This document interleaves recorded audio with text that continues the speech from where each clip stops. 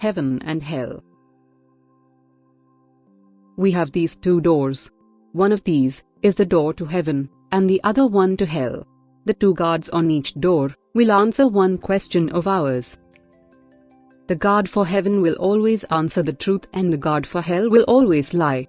So, to any of our question, one of these guards will answer the truth and the other one will lie, and we don't know who is telling the truth. So, how do we find out which door goes to heaven? Let's try asking for the door to heaven.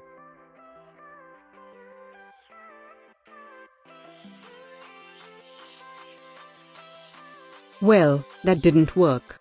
How about asking for the door to hell?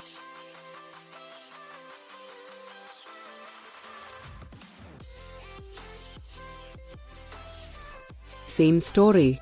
Can you think of a question which will lead us to heaven?